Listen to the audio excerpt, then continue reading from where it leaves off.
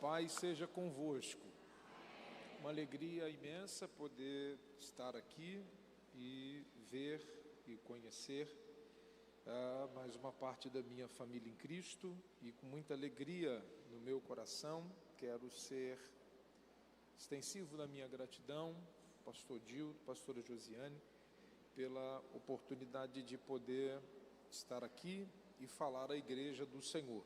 Eu sou feliz em poder estar aqui, rever a nossa irmã Raquel, seu esposo, já estiveram lá na igreja, e para mim é um prazer conhecer a igreja de Cristo aqui na Taquara. Eu já estive aqui há muito tempo, e voltar aqui me traz alegria no coração. Eu queria dividir com você um texto bíblico e convidá-los, por favor, a abrirem as Bíblias no Evangelho de Lucas, capítulo 1, a partir do verso de número 5.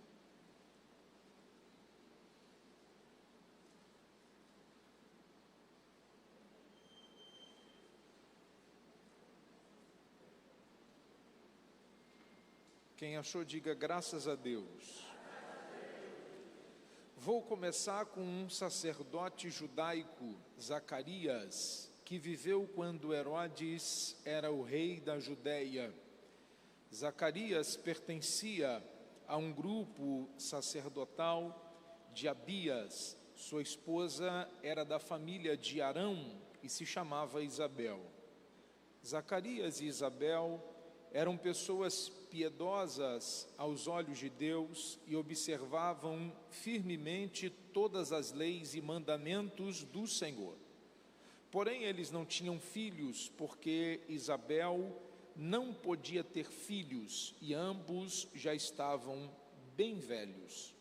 Um dia, quando Zacarias estava cuidando do seu trabalho de sacerdote no templo, porque naquela semana a sua turma estava de serviço diante de Deus, caiu-lhe por sorte, de acordo com o costume do sacerdócio, entrar no santuário interno e queimar o incenso diante do Senhor.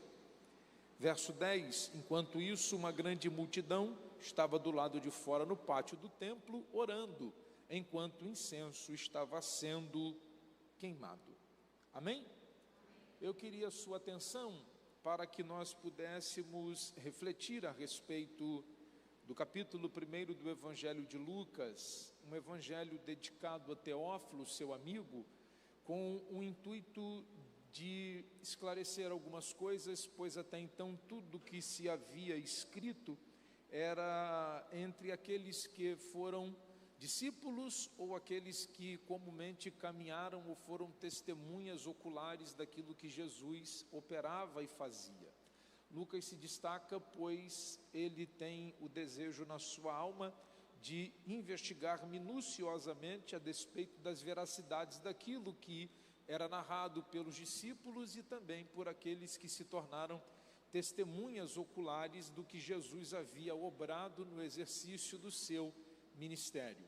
E ele começa falando para nós a respeito de uma família sacerdotal da casa de Abias e dando para nós o testemunho de um casal que eu quero me embasar nessa noite para me inspirar a falar aos santos aqui a respeito dos exemplos que esse casal pode dar a nós ou nos ensinar na vida. É por certo que você conheça a história desse casal e eu não pretendo trazer nada novo, fenomenológico ou diferente daquilo que talvez você já tenha ouvido, mas eu gostaria de exaurir do texto algumas lições que poderiam contribuir com a minha e com a sua vida a despeito do modo de vida que esse casal viveu e levou. Por certo que toda vez que Deus fala à igreja, e eu não sei se você teve essa observação, ele sempre usa a expressão, quem tem ouvido, ouça. Mas toda vez que ele quer usar a nós que ouvimos para falar com aqueles que desejam conhecer a Deus, é para que vejam e saibam quem é Deus. Então, para a igreja é para que ouça. a vida de quem serve a Deus é para ser vista, e ser vista a fim de que o nome do nosso Deus seja glorificado a partir de nós. Então, ao ouvir a palavra de Deus e ao observá-la, poderíamos tirar do texto e chegar a algumas observações e lições que nos é dada por meio deste casal, a despeito de falta. Como aprender a lidar com a falta? Lidar com ela numa geração ou num tempo tão complexo e uma geração tão mimada que é essa em que nós estamos vivendo. Talvez a maior complexidade da igreja seja aprender a lidar com a ausência de coisas. O exercício de continuar mantendo a fé firme, mesmo quando as mãos de Deus não estejam trabalhando. A complexidade que estamos vivendo hoje talvez seja a mesma vivida por Jesus, e se a gente observar o Evangelho de João, desde a premissa do 2 até o 6, você vai ver no 2 ele transformar água em vinho, você vai ver no 3 ele salvar Nicodemos e curar um filho de um oficial, você vai ver no 4 ele tendo um encontro com a mulher do poço e salvando, você vai ver ele no 5 curando um homem que está há 38 anos no tanque, à espera do agitar das águas, você vai ver no 6 ele multiplicando 5 pães e 2 peixes, até que o próprio Cristo tenha a percepção de que a multidão que ali está, não está por quem ele é, mas por tudo que ele faz. E quando ele tem esta observação, ele chega à conclusão que os milagres precisam cessar, e ele diz que por não conhecerem a ele diz que eles procuram a ele pelo pão que perece, por não saberem que ele é o pão vivo que desceu do céu. Ele endurece o discurso, e ao endurecer o discurso, a mesma multidão que com afã o seguia, começa a se dispersar e a ir embora, porque ele está dizendo, cessaram os milagres. Até onde está firme a nossa fé, ou até que ponto estamos dispostos a viver uma vida em Deus, que independa do que Ele faça por nós ou em nós, para que continuemos mantendo a nossa fé firme em Deus. Eu tenho tentado ensinar à igreja que sou pastor, que se Deus fizer, glória a Deus, e se não fizer, maturidade para continuar servindo, mesmo que Ele não faça. Quando o discurso é duro e a multidão vai embora, o texto diz que os discípulos permanecem, e ele pergunta aos discípulos, a despeito de continuarem ao seu lado, Pedro toma a palavra e diz, para quem iremos nós? Não é para onde, mas é para quem. Onde é um lugar, para quem é uma pessoa, e ele diz, para quem iremos nós, se só tu tens a palavra de vida eterna. Eu gostaria de parafrasear a frase de Pedro e alterar um pouco o texto, porque na minha concepção o que Pedro está dizendo é, na ausência das tuas mãos, o que me sustenta é o que sai da tua boca. Eu vou repetir. Na ausência das tuas mãos, o que me sustenta é o que sai da tua boca. Pedro, ao terminar de ouvir Jesus dizendo que os milagres vão cessar e que a partir de então eles precisam conhecer aquele que faz o milagre, ele diz, as mãos não trabalham mais, mas mesmo que as tuas mãos não trabalhem caminhando contigo, eu aprendi que o que vai me sustentar é a tua palavra. O que sustenta a crente e o que faz nos permanecermos aqui não é os milagres que ele opera. Eu já vi gente entrar e sair na igreja lutando pela restauração do casamento, e o casamento não ser restaurado, e também não ficarem com Jesus, porque eles nunca quiseram Jesus, eles só queriam um casamento de volta. Eu já vi gente entrar na igreja porque a empresa quebrou, e Deus não restaurou a empresa, ela também não voltou a funcionar, e eu não vi essa pessoa permanecer na igreja porque ele nunca quis Cristo, ele só quis a empresa de volta.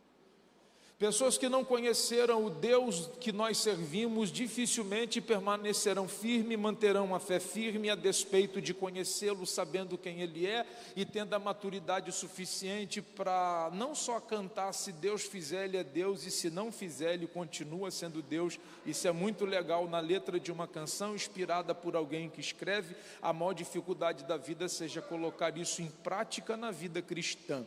Qual é a nossa disposição de continuar servindo a Deus, mesmo quando não está dando certo, mesmo quando as coisas não estão acontecendo? Então, nós observando o texto, o verbo faltar e o substantivo falta vai aparecer nos textos em que eu li para você, talvez de forma explícita ou implícitas, mas eles vão aparecer.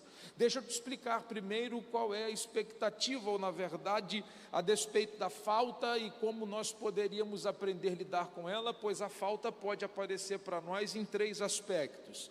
A falta, ela pode ser uma transgressão. A falta pode ser uma transgressão. Por exemplo, um juiz de futebol apitando um jogo, o jogador chega de forma abrupta em outro e de repente ele apita acusando ele cometeu uma falta, porque falta pode estar ligada a uma transgressão. A falta também pode estar ligada à ausência. Então, por exemplo, hoje no culto você pode ter dado falta de alguém que não está aqui, ou sentindo falta de alguém que já não está mais entre nós, pois o Senhor colheu.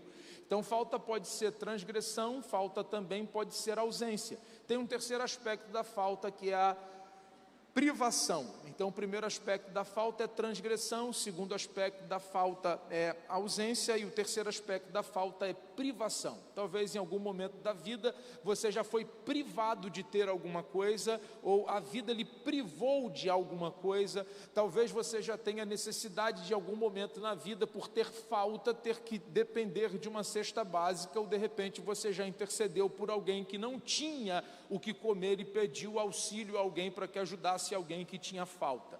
Então, a falta, ela pode aparecer para nós em 3 aspectos. Ela pode ser transgressão, ela pode ser privação e ela pode ser ausência. Dentro dos aspectos da falta, sendo transgressão, ausência ou privação, esse casal vai dar a nós algumas lições, porque eles estão imbuídos dentro de um contexto onde nós observaríamos esses 3 aspectos na vida deste casal. Verso de número 6, acompanhe por favor. E os 2 andavam em justiça aos olhos de Deus e obedeciam de forma irrepreensível todos os mandamentos e doutrinas do Senhor.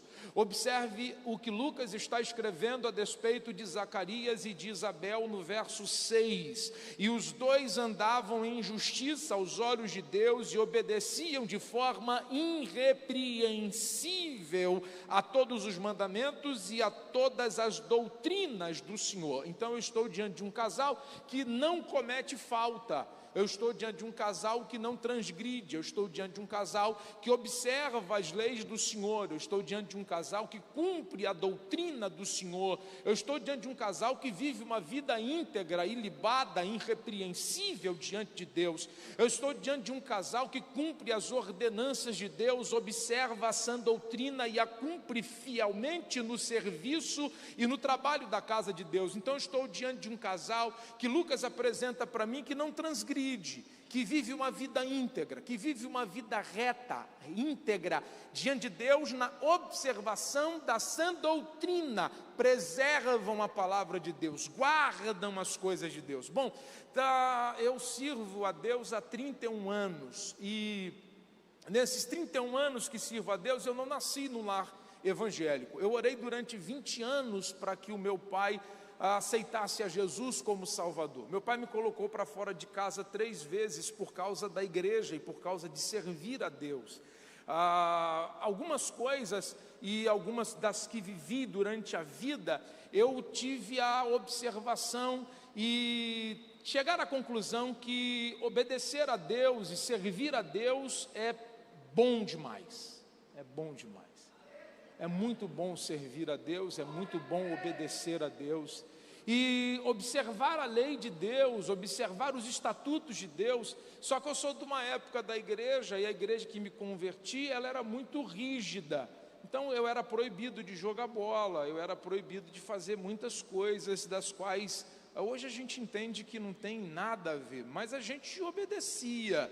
E a gente caminhava obedecendo aquilo que nos era proposto, estabelecido.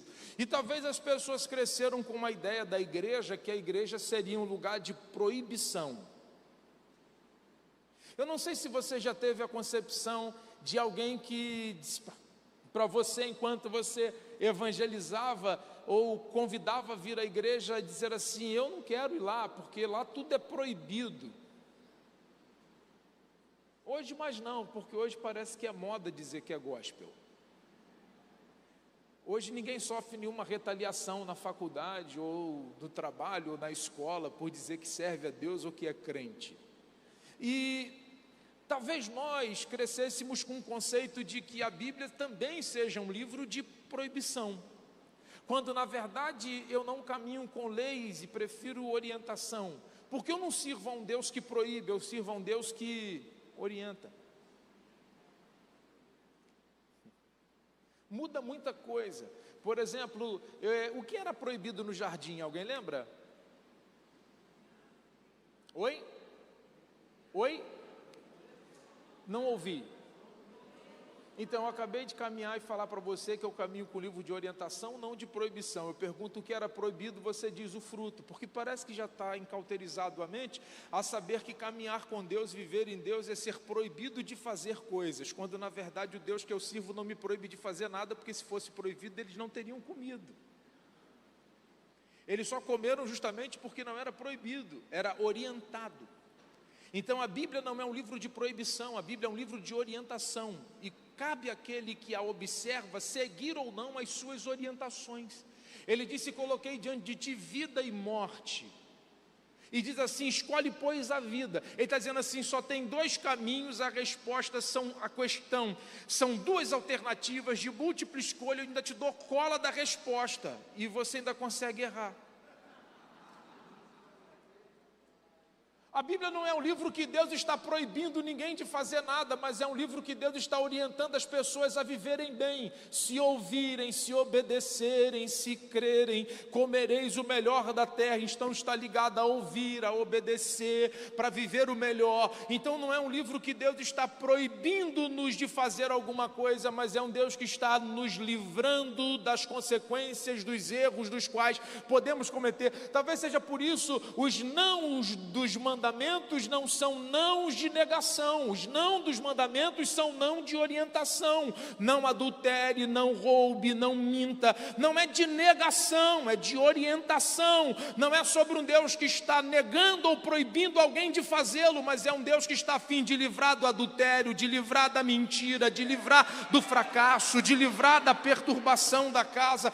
Não é proibido adulterar, você é livre para fazê-lo. Agora você também é responsável pelas consequências do adultério. Então a Bíblia Sagrada é um livro de orientação, ela não é um livro de proibições. Então nós poderíamos observar que Zacarias e Isabel estão diante de Deus, servindo a Deus de forma irrepreensível, não cometendo falta, observando a lei. Eu gosto muito do que Paulo escreve para nós a despeito de Romanos 7, do verso 12 ao 14, quando Paulo está dizendo assim: ao observar a lei, eu descobri que nela existem 4 aspectos. Aí Paulo vai dizer assim: a lei é boa, a lei é justa, a lei é santa e a lei é espiritual. Observando a lei, percebi que nela não há problema. O problema está em que eu não consigo vivê-la. É nesse fatídico capítulo que Paulo vai dizer assim: eu queria fazer o bem, mas o bem que eu queria eu não faço. E aí eu queria que a gente atentasse para o que Paulo está dizendo. Não há problema na lei, o problema está em que eu não consigo vivê-la. Eu até queria fazer o bem, mas o bem que eu queria eu não faço. Mas ao observar a lei, eu descobri que ela é boa, que ela é santa, que ela é justa e que ela é espiritual. Então quais são os aspectos da sã doutrina? Bondade, santidade, justiça e espiritualidade. Por que que essa geração perdeu bondade, justiça, santidade e espiritualidade? Porque essa geração deixou de se envolver com o livro desta lei. Não espere bondade, justiça, espiritualidade e santidade de gente que não lê esse livro.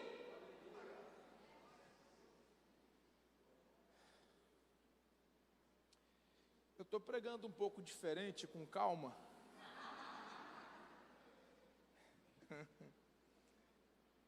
Que é porque eu fiz uma cirurgia essa semana de um cálculo renal e eu ainda estou com um tal do duplo J aqui na minha canal da uretra. Eu já tinha até esquecido do compromisso. Eu lembrei do compromisso quando eu vi o seu pôster 7h20. E eu disse que se eu falasse qualquer coisa, minha esposa, você vai? Eu falei, não tem como não ir. Você imagina deixar o pastor na mão 7h20 da noite, avisar para ele que eu não vou. Eu montei na minha moto e vim para piorar tudo ainda. Cheguei ali, o obreiro assustado. Eu cheguei com a moto, eu sou o pregador da noite. Ele regalou um olho porque me viu de moto. Eu falei, fica tranquilo, Deus é comigo. Então eu estou respirando um pouquinho aqui. Então quais são os aspectos da lei? Boa, santa, justa, espiritual. Não espere bondade, justiça, santidade, espiritualidade de gente que não lê esse livro. Porque pessoas que não leem esse livro vão ter dificuldade de desenvolver justiça, santidade, bondade e espiritualidade. Agora, eu observei o texto e eu queria ler com você o verso 36 do capítulo 1. Ou então, se o meu amigo da mídia, o Midianita, puder colocar aqui. Eu não sei se você observou, eu fico no culto às vezes, eu observo algumas coisas. Por exemplo, na hora da oferta, botaram uma luz azul, o mês é novembro azul, e eles cantaram apenas um toque. Eu não sei se tem alguma coisa a ver, se a mensagem é subliminar. Eu estava ali sentado, eu falei, música é ligado, os crentes é uma benção. Bota o verso 36. Eu fiz 40 esse ano, falei, sangue de Jesus, logo na minha vez. Mas o Elon Musk fez foguete, dá ré, na minha vez não vai ser no dedo, vai ser no sangue, eu creio. Olha para lá, vamos ler lá junto, no 3? Também Isabel, sua parente, terá um filho, aquela...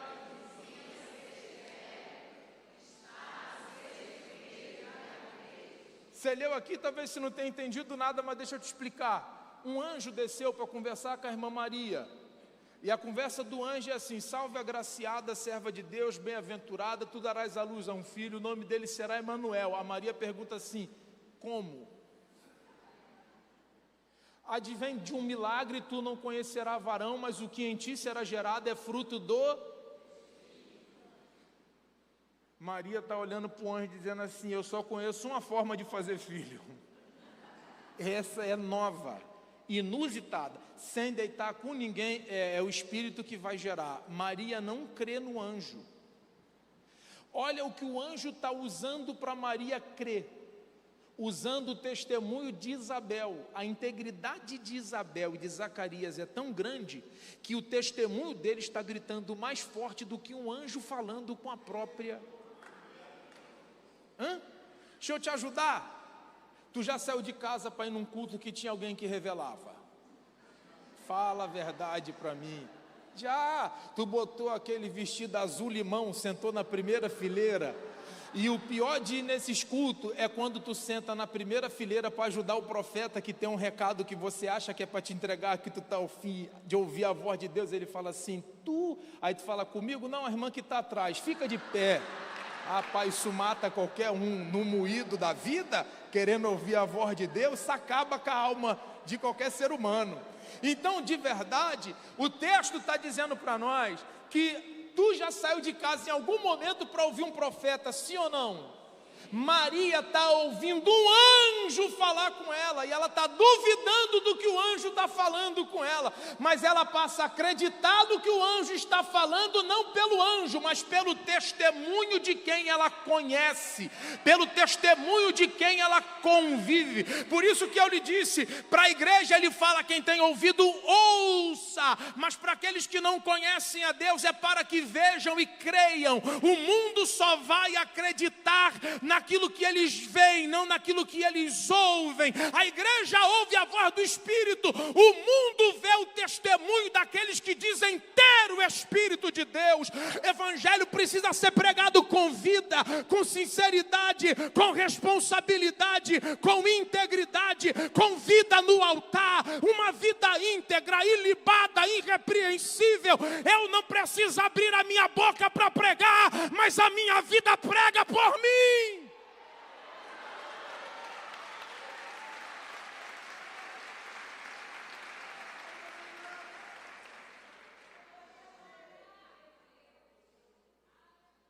Não precisa responder quando alguém cita o teu nome numa reunião familiar, evangelho, tu tem crédito ou descrédito?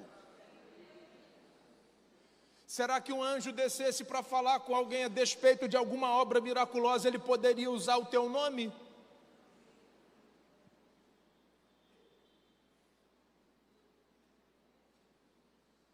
Mas deixa eu ir para o segundo ponto, senão eu vou ficar muito tempo no primeiro ponto.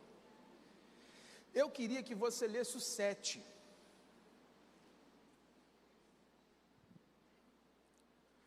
Vamos lá? No 3. 3. Porém, eles não tinham, capítulo 1, verso 7. Porém, eles não tinham, porque Isabel não podia ter filho e ambos estavam. Então, o verso 5, ou melhor, o verso 6, revela para mim um casal que não comete falta. Agora, o verso 7 revela para mim que eles tinham falta. O verso 6 revela para mim um casal que dá tão testemunho, que grita mais do que um anjo falando, que vive uma vida tão íntegra, que o anjo utiliza da vida de Isabel para fazer Maria acreditar no que lhe está sendo anunciado, e Maria crer a partir não da mensagem do anjo, mas do testemunho de Isabel. Esse casal não comete falta, mas a falta é uma realidade na vida desse casal. Isso aqui já revela para nós que o meu comportamento e a minha vida em Deus não está ligado àquilo que Deus está fazendo por mim. Porque manter a minha integridade, manter a minha fidelidade, manter a minha fé firme não está ligado a nada do que Deus possa fazer. Isso é a minha responsabilidade como alguém que escolheu servir a Deus. Só que nós desenvolvemos uma ideia de que andar na vontade de Deus parece que é uma vida de mar de rosa. Esses dias eu atendi um rapaz lá na igreja, ele virou para mim e falou assim: pô, tá difícil, hein, pastor? Eu falei: pô, mas quem falou que seria fácil, né? Aí ele: não, pô, tô aí há 6 meses na igreja, pô, e tá difícil, tô fazendo tudo certinho. Eu falei: é mesmo? Legal. Ele: mas tá dando tudo errado. Eu falei: que legal. Aí ele: viu, tem quantos anos? Ele: 30. Eu falei: rapaz, tu tem 29 anos e 4 meses de plantio errado. Tu tá aqui há 6 meses fazendo tudo certo, vendo dar tudo errado. Tu tem um tempão de colheita errada e quer que a vida mude em 6 meses. Tu deve estar de brincadeira com a minha cara. Tu pode estar brincando comigo, porque parece que a gente desenvolveu a ideia de que assim, estou fazendo certo, tem que dar certo, e Deus tem que fazer alguma coisa. Zacarias e Isabel estão fazendo tudo certo, estão servindo a Deus, estão trabalhando na casa do Senhor, estão vivendo a lei, observando a palavra, são irrepreensíveis, mas a despeito da vida pessoal, eles não têm filhos e vivem em opróbrio, vivem em vergonha. Eu não sei se você sabe, mas o verso 25 está escrito que Isabel declara: eu vivia em opróbrio, a minha casa vivia em vergonha. O que é opróbrio no sentido da palavra é ter lançado ao rosto a vergonha. O que Isabel está dizendo é: toda vez que eu ia à igreja, toda vez que eu ia ao templo, toda vez que eu me reunia com a minha comunidade, alguém lançava no meu rosto a minha esterilidade. Você não pode ser mãe, você é uma árvore seca, você não frutifica. Ela está dizendo: eu andava em vergonha, mas não abandonava a lei, andava em vergonha, mas não abandonava o Senhor, andava em vergonha, mas não deixava de servir a casa de Deus, andava em vergonha não porque fazia vergonha, mas porque ela tinha um filho ou não tinha um filho.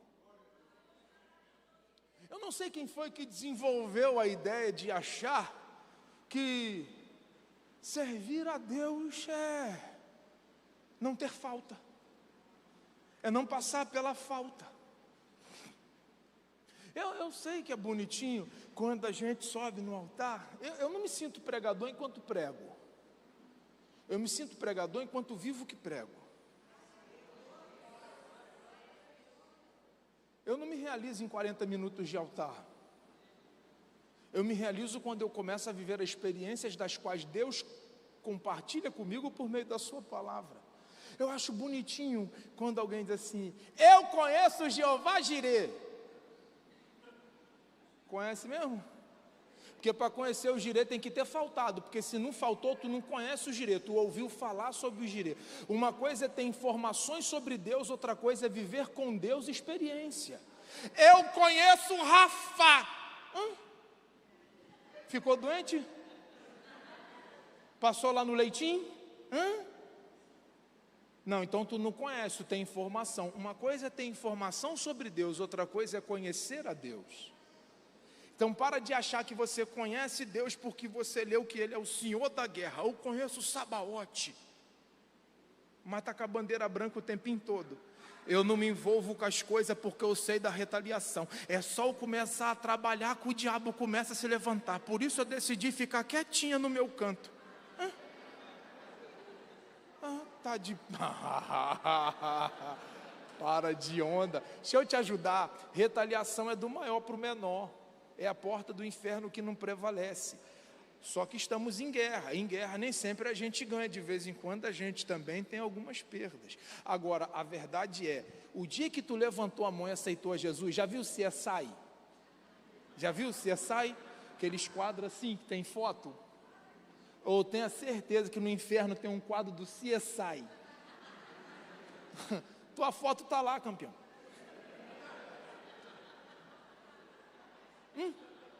Levantou a mão, querido, decidiu viver a vida em Cristo, esquece, tu já virou alvo. E deixa eu te dar uma notícia: mundo espiritual não dorme. A gente está dormindo, tem gente que está brincando, mas o mundo espiritual está acordado, está mapeando tua casa, está ligando tua família, está ligando teus parentes, está fazendo ligação, cruzando investigação, querendo saber onde é que entra, onde é que não entra. Então deixa eu falar para tu, eu já estou na guerra desde o dia que eu levantei a mão. Então guerra por guerra, não tem bandeira branca. Eu vou dobrar o meu joelho e vou gritar, eu vou dobrar o meu joelho e vou clamar, mas eu não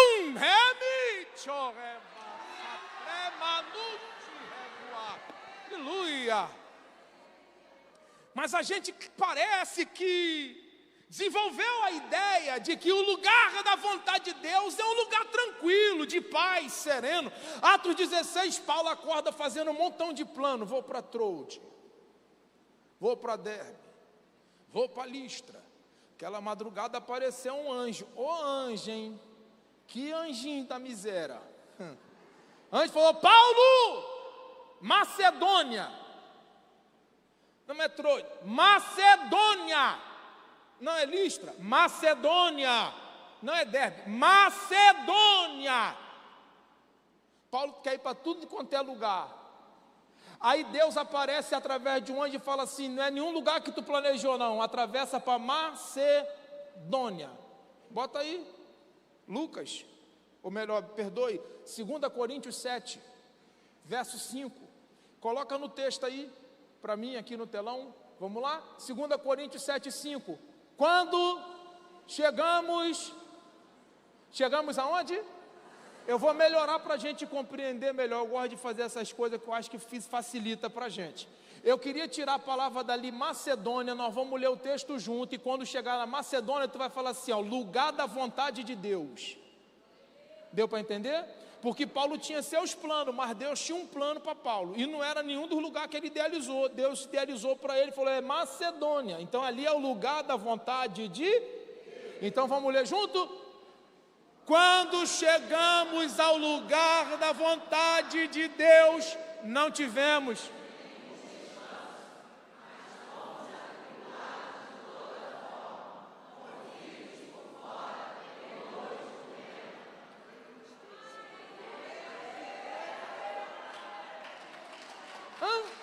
Se é para Jesus, pode bater com vontade. Se é para Jesus, pode.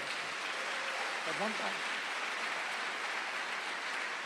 Então, quando eu chego no lugar da vontade de Deus, esquece tranquilidade, esquece rede, esquece suquinho de maracujá, esquece mingauzinho na colher, esquece essa vida tranquila, porque o lugar da vontade de Deus nem sempre é da forma que você idealizou. Zacarias 1:4, ele disse: Deus tem caminhos no meio da tormenta.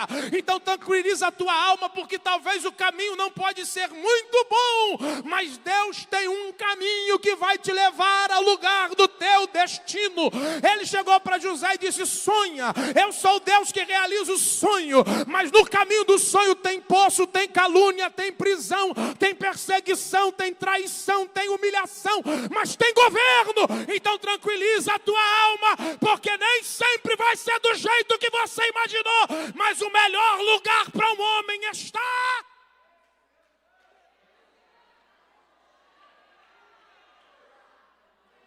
É que a gente lê às vezes e não... Bota de novo aí esse texto, profeta da mídia. Me ajuda. Vamos ler de novo. Quando chegamos ao lugar da vontade de Deus, não tivemos...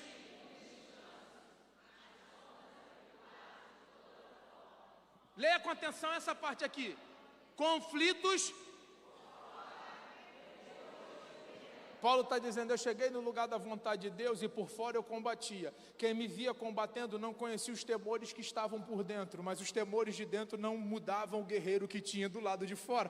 Paulo está dizendo: eu cheguei na Macedônia, em tudo eu fui atribulado, mas em momento nenhum eu larguei a mão da espada. Eu guerreava por fora, mas por dentro ninguém conhecia os meus temores. Por dentro ninguém sabia das aflições da minha alma. Por dentro ninguém sabia os agruros da alma, as dores que eu sentia, mas em tudo eu sabia que eu estava fazendo a vontade de Deus. Então o lugar da vontade de Deus é lugar de confronto, lugar da vontade de Deus é lugar de embate, lugar da vontade de Deus é lugar de nós estarmos em guerra, mesmo que por dentro estejamos aflitos, desesperados. Tranquiliza a alma, porque eu não termino no 5, eu queria que colocasse o 6, porque o lugar da vontade de Deus é lugar de confronto, mas também é lugar de consolo. Coloca o 6, Deus porém que consola os abatidos, consolou-nos com a chegada de Tito. Paulo está dizendo: eu estava na guerra e com muitos temores, até que Deus enviou alguém para me consolar no meio da minha guerra. Eu vim aqui liberar uma palavra para alguém: não saia do centro da vontade de Deus, porque Ele vai enviar socorro, consolo no meio da tua guerra.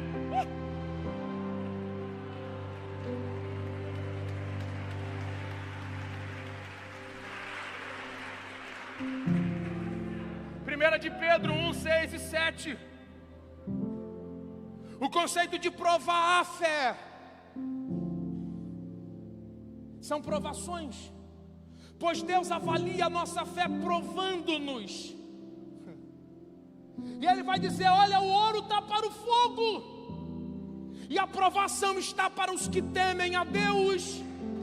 Pedro está dizendo: o ouro é levado ao fogo, e quando derretido não perde a essência, continua sendo ouro. E assim como o ouro está para o fogo, a provação está para aqueles que servem a Deus. E a sua fé será testificada quando levada a intensa provação. Então tranquiliza a tua alma, porque Deus viu em você a capacidade de passar por esse vale.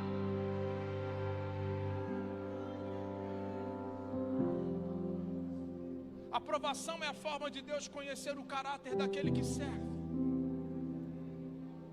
Ele vai conhecer o ouro quando levar no fogo, e Ele vai conhecer o crente quando ele levar as densas provações. Eu não sei se você consegue perceber, mas as provações de Jó, elas estão intrinsecamente relacionadas a aspectos. O que o diabo está dizendo para Jó é amor. Como assim, Jó? Ou como assim, pastor? É amor.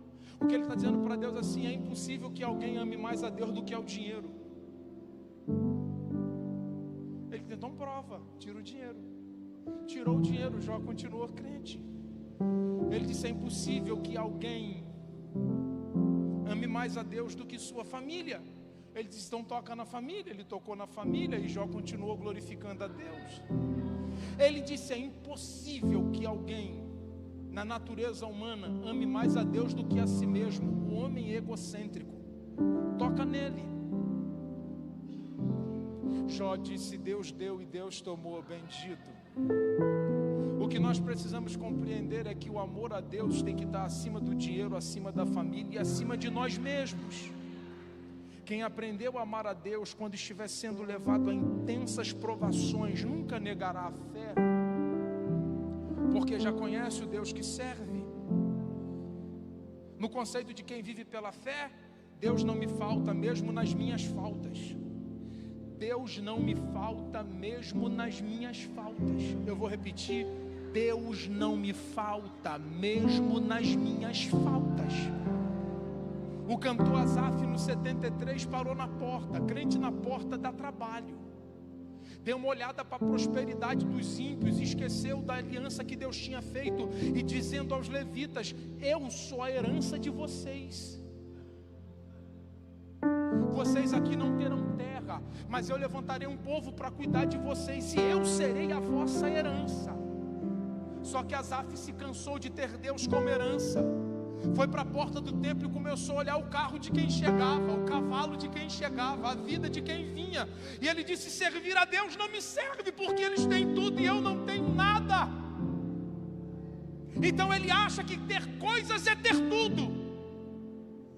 É o mesmo conceito do pródigo. Dai-me tudo que é meu, porque ele achava que tudo que ele tinha era tudo que dava para carregar. O problema dessa geração é achar que ter tudo é tudo que dá para tocar, é tudo que dá para pegar, é tudo que dá para ter, é tudo que dá para possuir. Até que ele perde o tudo que dava para carregar e descobriu que o tudo que ele tinha não se tornava nada quando havia um vazio dentro da alma, e perceber que o pai era tudo e o tudo que ele achava que era tudo não era nada. Deus não me falta mesmo nas minhas faltas. Quem aprendeu a servir a Deus de verdade, mesmo quando a vida não tiver do jeito que ele gostaria que ela estivesse, ele vai entrar no quarto e lembrar, eu tenho a Deus.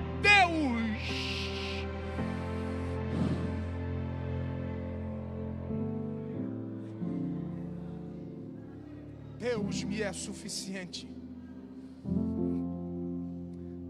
Até que quando ele entra, ele diz, e todavia eu estou de contínuo contigo e tu me sustenta pela minha mão direita. Ele descobriu que o que o sustentava não eram os carros que ele via chegar, porque os carros passariam, mas era Deus segurando na mão dele. É ter Deus. É ter Deus. Precisamos mais de Deus. Precisamos amar mais a Deus. Precisamos nos envolver mais com as coisas de Deus. Essa geração está se tornando superficial. De vez em quando eu paro para conversar com meu filho, tem 15 anos.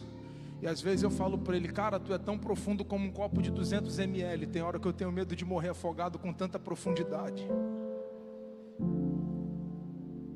Uma geração que tem acesso a tanta informação. Na minha época, para fazer trabalho, eu tinha que contar com o auxílio da bibliotecária. E que ela fosse boa de saber onde estavam os livros que eu precisava, para chegar lá, sentar meia hora na biblioteca, para escrever tudo que eu precisava, porque não dava para xerocar, não dava para fazer nada. Hoje é só perguntar para IA.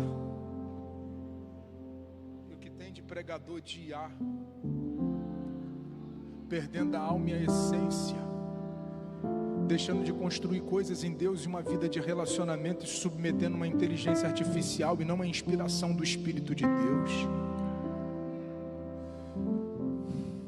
Uma geração que esqueceu o caminho do quarto. Uma geração que esqueceu o caminho da oração.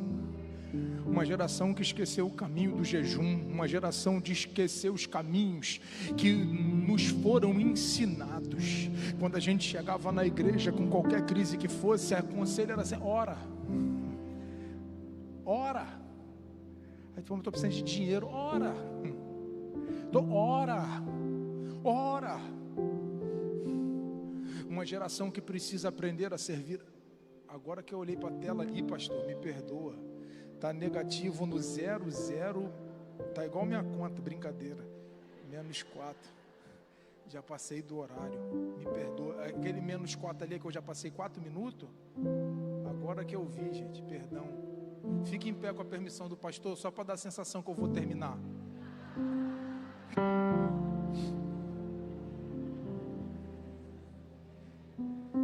Eu posso ler só o último verso aqui? Posso? O senhor me permite, meu pastor? Eu leio só o último verso? O senhor me permite? Obrigado. Então deixa eu ler aqui o último verso com você.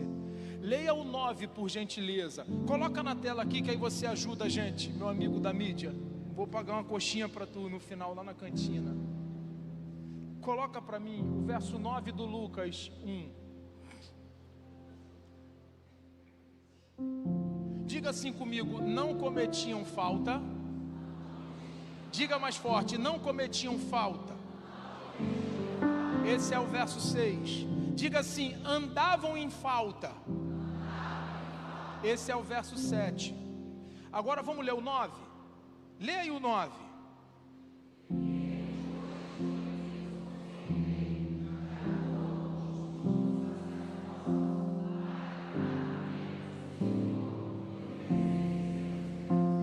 Verso 6.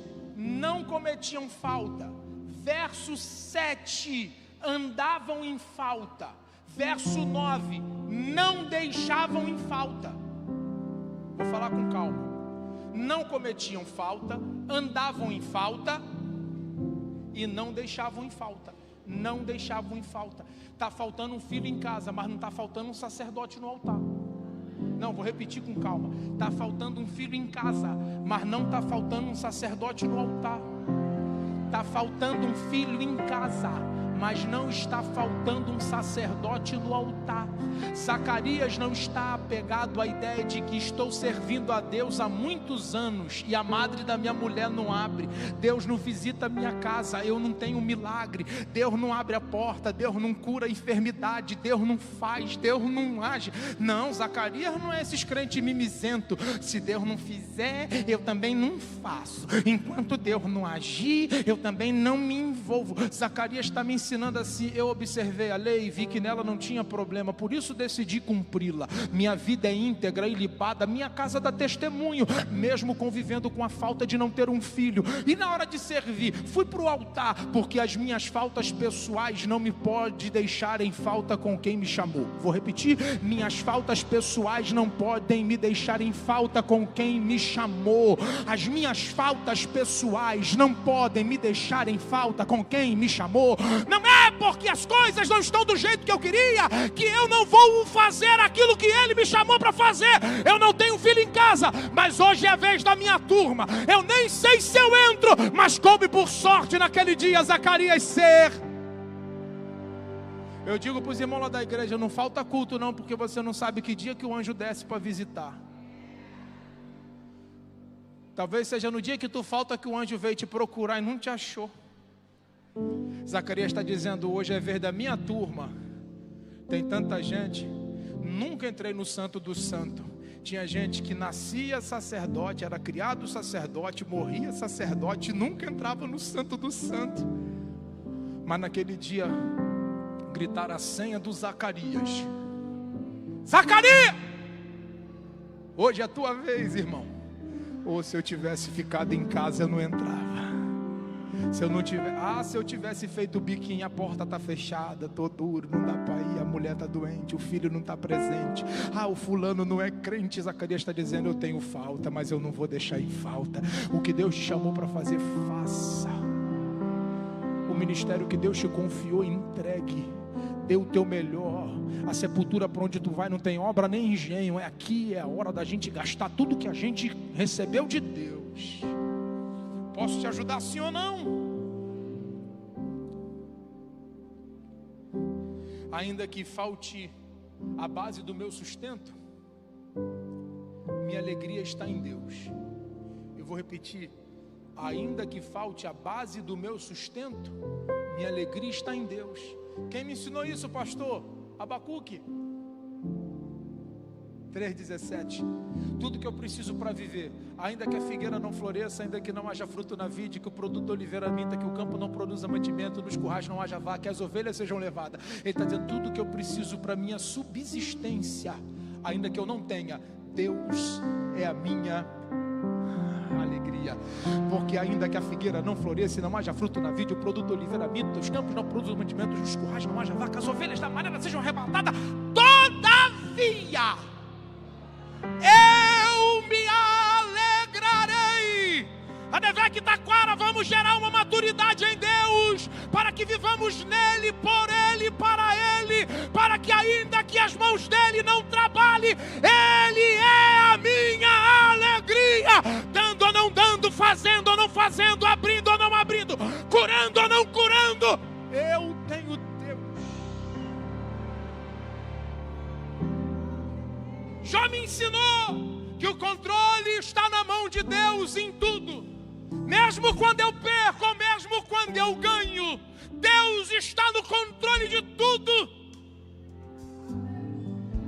Vitórias e perdas estão na mão do Senhor. Ele disse, Deus deu, Deus tomou, eu ganhei, eu perdi. Mas bendito, mas bendito, mas bendito, mas bendito. Porque quem já aprendeu que Deus é a base de tudo, ele sabe que ele pode vir do tudo para o caco. Mas ele sabe que Deus é capaz de levar do caco para o dobro.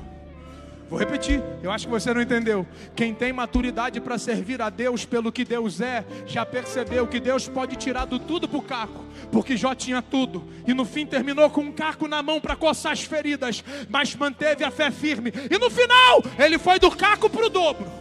Do caco para o dobro, do caco para o dobro, do caco para o dobro. Porque quem mantém a fé firme, ainda que viva um momento de perda ou de prejuízo, ele sabe que uma reviravolta pode vir a qualquer momento. É a primeira vez que eu vou pedir isso, mas eu queria que você me ajudasse e diga, mantenha a fé firme.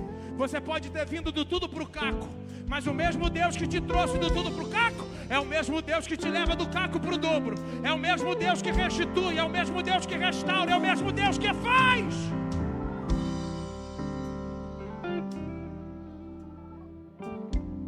Eu acho muito legal, porque Zacarias está no templo, Isabel está no pátio. O pátio é fora, Zacarias está no lugar mais íntimo. Zacarias está dentro, Isabel está. Deus está falando com quem está dentro, mas abrindo a madre de quem está.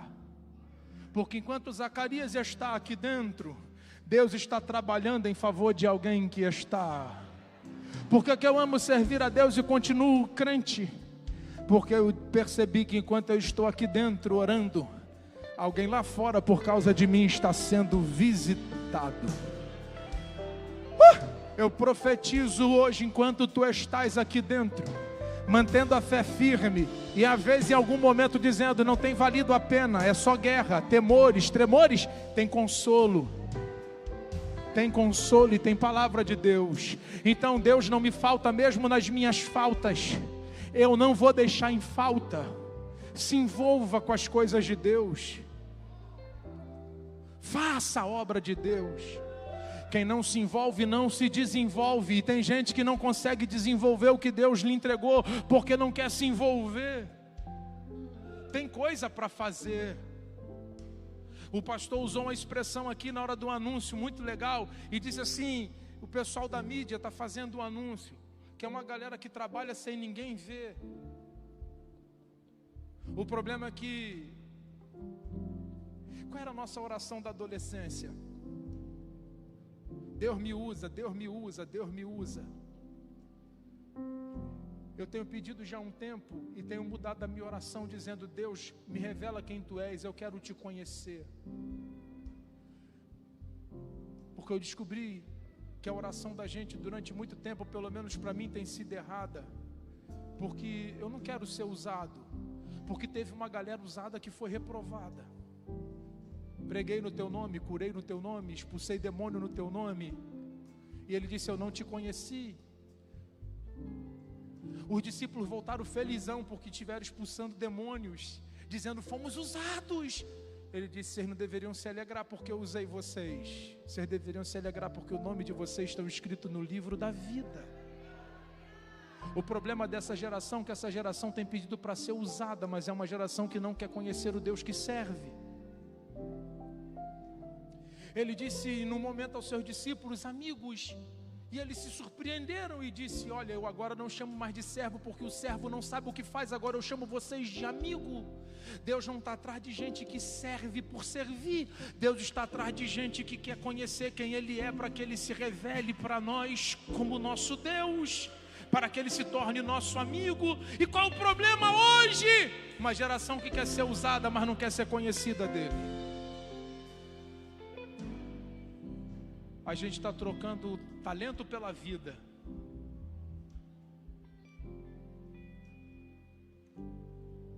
Aonde parece que as pessoas que têm mais honra são aquelas que se utilizam do altar.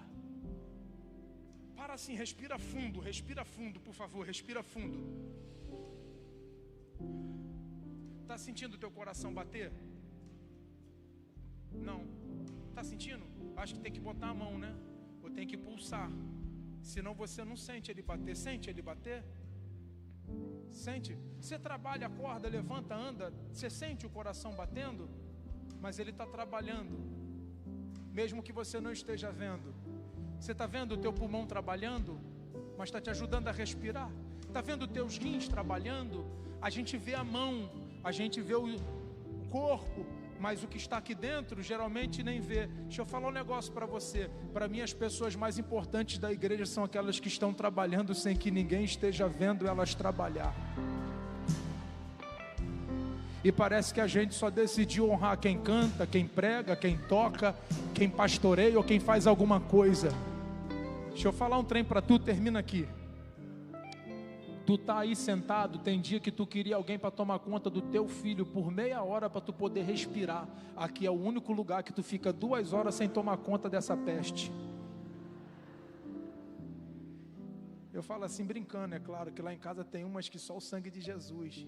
Estão brigando mais que Tom e Jerry.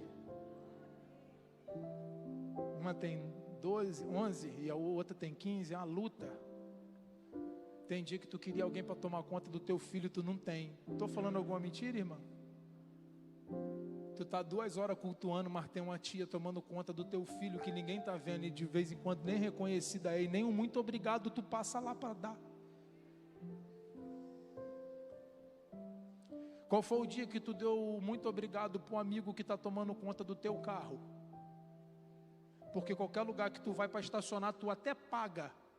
E chega lá e ainda reclama, porque de repente alguém te travou, ele colocou alguém em algum lugar que você achou que ele não deveria colocar. Esqueceu que esse cara é voluntário, chegou pelo menos 1 hora antes de você chegar para organizar o estacionamento, para você chegar, colocar o teu carro, sem nem pagar para estacionar. E sai daqui pedante e arrogante, achando que as pessoas que estão aqui servindo.